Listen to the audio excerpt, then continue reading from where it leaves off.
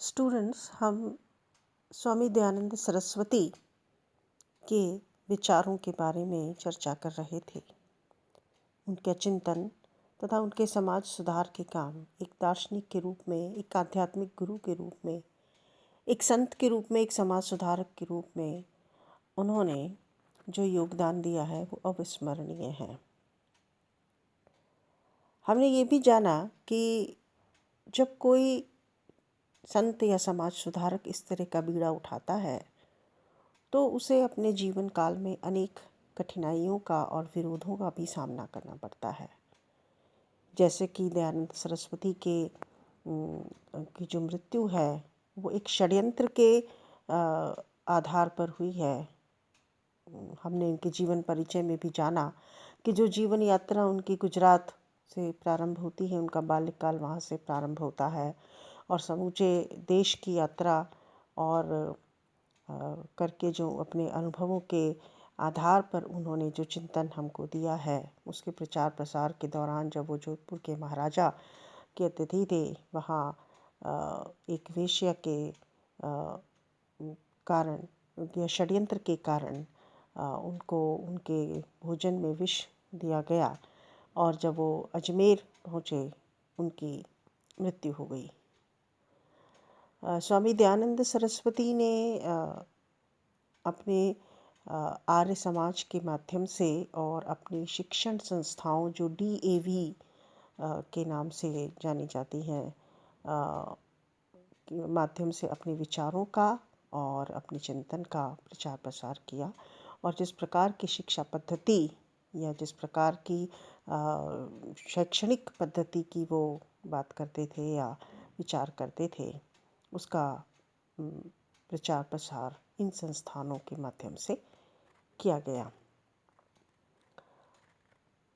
अगर हम उनके विचारों को थोड़ा सा क्लासिफाई करने की कोशिश करें तो हम उनके समग्र चिंतन से जो राजनीतिक पक्ष है, सामाजिक और धार्मिक पक्ष है, उस पर अलग अलग खंडों के आधार पर एक दृष्टि डाल सकते हैं।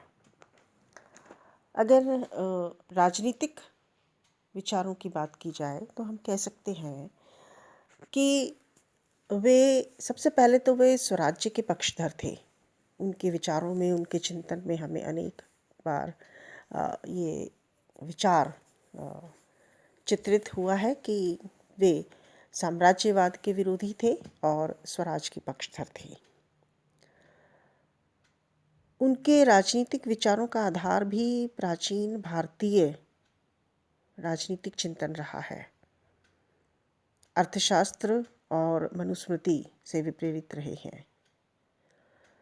वे मर्यादित शासन के पक्षधर रहे हैं, जिसका तात्पर्य है कि शासन की शक्ति का किसी भी प्रकार का दुरुपयोग उनको स्वीकार्य नहीं था।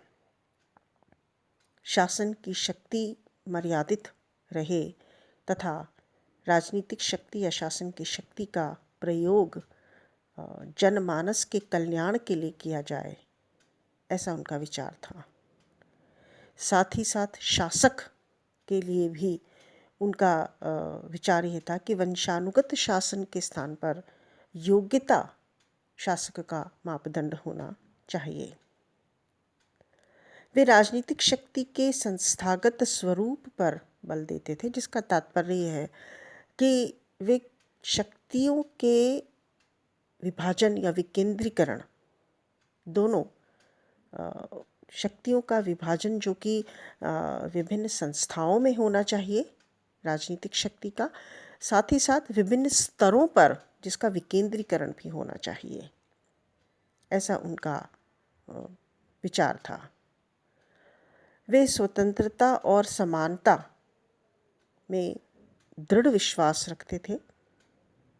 उनका मानना था कि स्वतंत्रता से ही आत्मसम्मान और आत्म उन्नयन संभव है, परंतु साथ ही साथ वो ये भी मानते थे कि इसमें समग्र या व्यापक हित महत्वपूर्ण होता है। समानता सामाजिक समरसता की पूर्व शर्त है। तो इस प्रकार से हम कह सकते हैं कि ब्रिटिशकालीन भारत में भी स्वतंत्रता और समानता की पृष्ठभूमि तैयार करने में अप्रत्यक्ष रूप से यदि हम राजनीतिक विचारों पर एक दृष्टि डालें तो हम पाएंगे कि स्वामी दयानंद सरस्वती ने अप्रत्यक्ष रूप से जिस तरह से इन विचारों की ओर, इन सिद्धांतों की ओर इंगित किया है, संकेत दिए हैं, उसे हम कह सकते हैं कि चाहे उनके विचारों में प्राचीन चिंतन की झलक मिलती है, परंतु साथ ही साथ वे शक्ति के दुरुपयोग का विरोध करते हैं, प्रबल विरोध करते हैं। वे योग्यता पे बल देते हैं शासन के लिए, राजनीतिक शक्ति के संस्थागत स्वरूप अर्थात शक्ति के विभाजन और शक्ति के विकेंद्रीकरण पर बल देते हैं, और साथ ही साथ सबसे महत्वपूर्ण कि वो स्वतंत्रता और समानता के लिए आग्रह करते हैं। तो इस दृष्टि से हम देखें कि राजनीतिक चिंतन के जो बहुत प्रमुखतम आधार हैं, चाहे वो राजनीतिक शक्ति का स्वरूप हो, राज्य की बात हो, स्वतंत्रता और समानता जैसे सिद्धांत हो, उन्होंने अपने विचारों के माध्यम से इनका समर्थन किया है। अगर राज्य की प्रकृति की बात की जाए तो स्वामी दयानंद सरस्वती ने राज्य के लोक कल्याणकारी स्वरूप का प्रतिपादन किया है। हम सब जानते हैं कि लोक कल्याणकारी का तात्पर्य होता है कि जिसमें जनता या लोक के कल्याण के लिए राज्य कार्य करता है। राज्य का उद्देश्य होता है उसके नागरिकों का सर्वांगीण विकास हो, उनका कल्याण हो। हम कह सकते हैं कि उनका जो चिंतन है वो प्राचीन भारतीय मनीषियों और चिंतकों और जो वैदिक संस्कृति है उससे प्रेरित है। उन्होंने सत्ता के विकेंद्रीकरण और स्थानीय स्वशासन पर भी विशेष बल दिया है। उन्होंने गांवों का जो पतन हो रहा था उस पर गहन चिंता व्यक्त की और गांव के प्रशासन के स्वरूप पर व्यापक चर्चा की है। साथ ही साथ उन्होंने प्रशासनिक इकाइयों के निर्माण और उसके बीच समन्वय पर भी बल दिया है। उनका मानना था कि जो न्याय और दंड व्यवस्था है वो धर्म के अनुकूल हो और निष्पक्ष हो। उन्होंने इस बात पे बल दिया कि न्यायिक शक्ति शासक में निहित नहीं होनी चाहिए, वरन उसके लिए अलग संस्था होनी चाहिए। जैसे कि हम प्राचीन चिंतन में भी देखते हैं कि धर्म सभा हुआ करती थी जो एक न्यायिक निकाय के रूप में काम करती थी। तो स्वामी दयानंद सरस्वती का भी कहना है कि न्याय प्रक्रिया और विधान के संबंध में उन्होंने जो प्राचीन चिंतन हमारा मनु और कौटिल्य का है उसको आधार बनाया है और इस प्रकार का आग्रह किया है कि धर्म सभा का गठन होना चाहिए जो कि इस न्याय और दंड व्यवस्था को संपादित कर सके। साथ ही साथ उन्होंने जो टैक्सेशन है, कर लगाने का जो सिद्धांत है उसके बारे में कहा है कि कर जो है वो बड़ा न्यायोचित होना चाहिए, न तो इतना अधिक हो कि वो किसी प्रकार से जनता पे बोझ लगे और न इतना कम हो कि राजस्व या राज्य को चलाने के लिए आय जो है कम होने लगे। तो राज्य की आर्थिक स्थिति भी सुदृढ़ रहे, साथ ही साथ जो नागरिक हैं, जो जनता है, उन पे किसी प्रकार का अनावश्यक बोझ भी न पड़े, इस प्रकार से करों का आरोपण किया जाना चाहिए। राज्य की सुदृढ़ता उनका एक महत्वपूर्ण विचार है। उन्होंने अंतर्राष्ट्रीय संबंधों के सफल संचालन में जो प्राचीन चिंतन में षड्गुण नीति और 4 उपाय का उल्लेख मिलता है उसके समुचित प्रयोग पर भी बल दिया है। उन्होंने सुसंगठित दूत और गुप्तचर व्यवस्था को बनाए रखने और उसके संचालन के माध्यम से राज्य को शक्तिशाली करने का आग्रह भी किया है। राज्य के हित में व्यावहारिक और तर्कसंगत नीतियों का अवलंबन किए जाने का उन्होंने व्यापक समर्थन किया है। और युद्ध के बारे में भी उन्होंने अपने विचार व्यक्त किए हैं, जिसमें उन्होंने सबसे जो महत्वपूर्ण बात कही है वो है कि युद्ध में नियमों की पालना होनी चाहिए, मानवीय मूल्यों का उसमें विशेष ध्यान रखा जाना चाहिए और जहाँ तक हो अनावश्यक आक्रमण नहीं किया जाना चाहिए।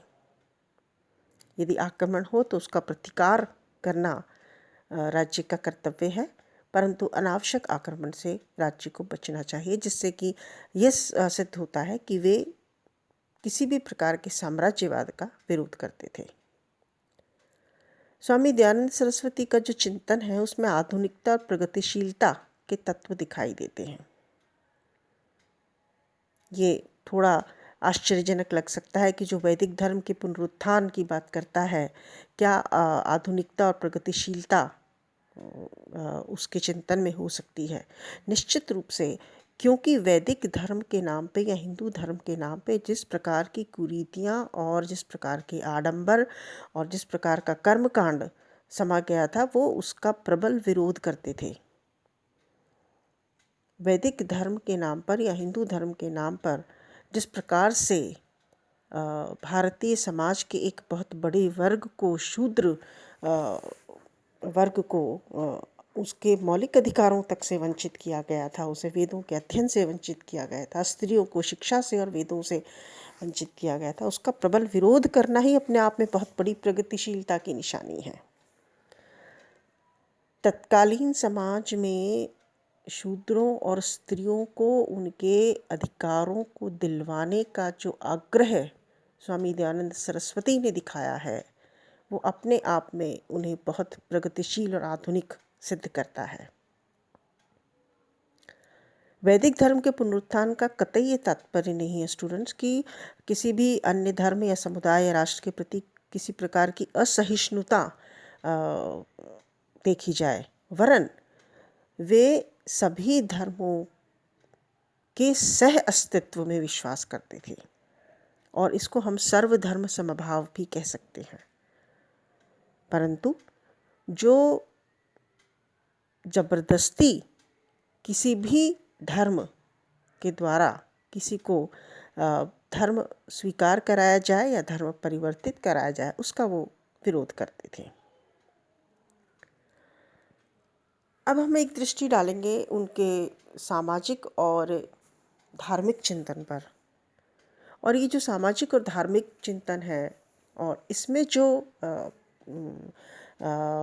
नवसंचार उन्होंने किया है, जो परिवर्तन का आग्रह दयानंद सरस्वती ने किया है, वो एक प्रकार से उस प्रकाश पुंज का काम करता है जिसने राष्ट्रीय चेतना की अलख को जगाया है।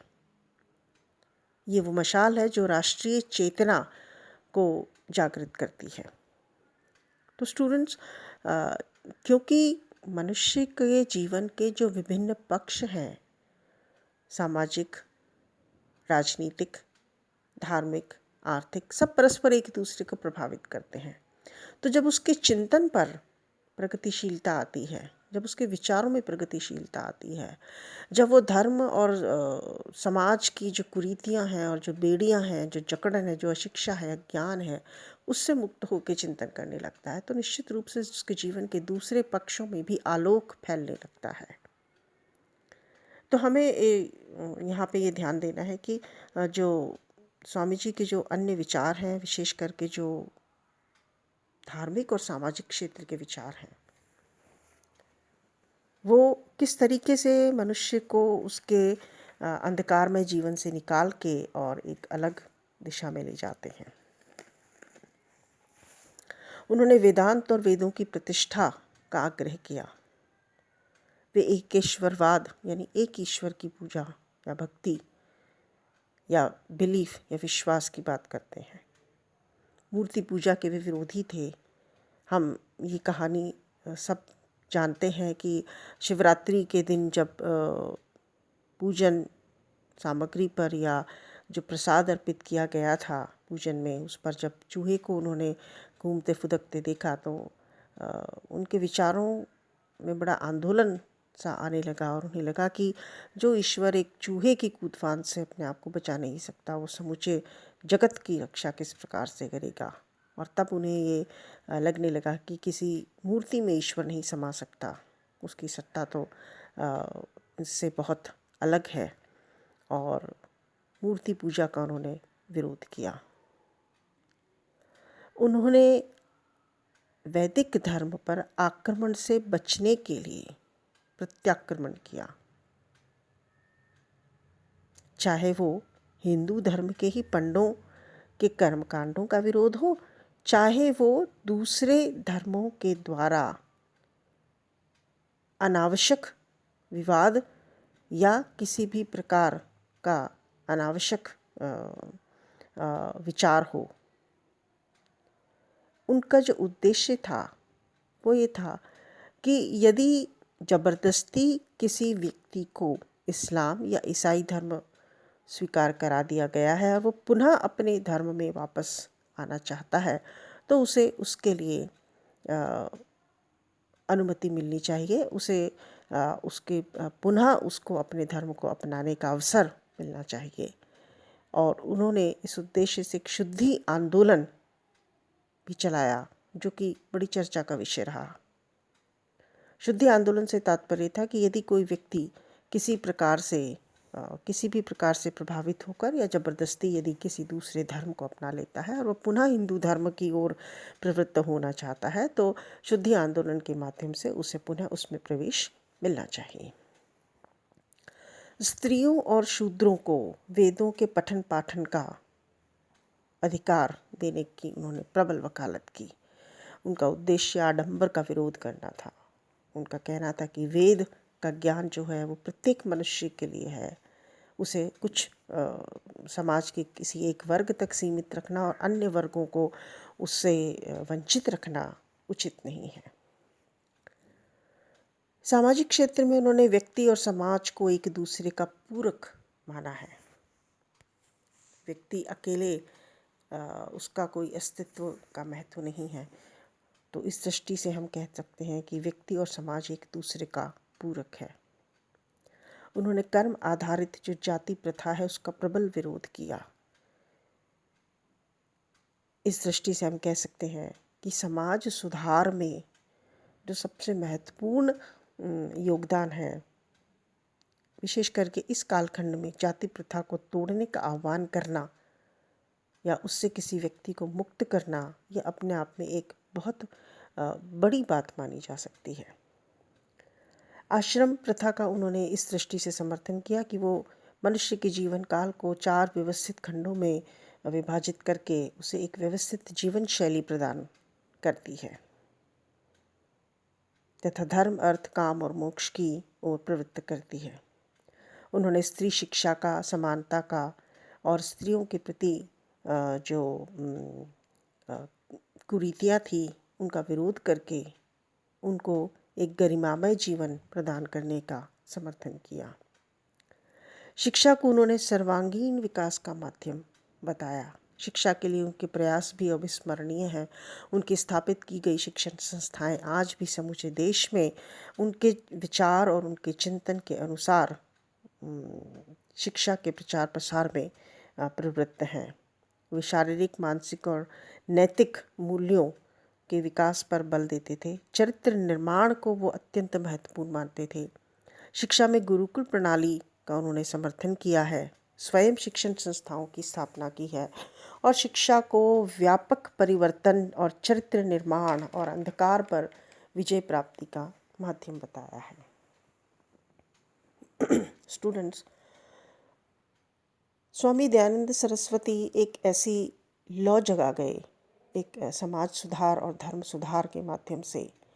और ब्रिटिश कालीन भारत में जब एक अजीब प्रकार के अंधविश्वास, कुरीतियों और अज्ञान का समय था, तो साथ ही साथ यूरोपीय और ब्रिटिश संस्कृति के प्रति जो एक जिज्ञासा थी, उन सब के बीच में वैदिक धर्म के पुनरुत्थान का आह्वान करना, वेदों की ओर लौट चलो का आह्वान करना और कुरीतियों से भी लड़ना, ये जो समन्वय है उनका, ये अद्भुत है।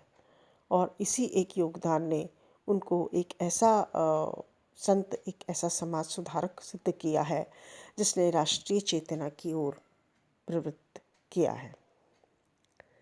समाज सुधार, धर्म सुधार, हिंदुत्व के पुनरुत्थान, वेदों के महत्व की पुनर्स्थापना, कुरीतियों और आडंबरों से मुक्ति, आर्य समाज की स्थापना और भारतीय राष्ट्रवाद में प्राण फूंकना, ये उनके महत्वपूर्ण योगदान माने जाते हैं।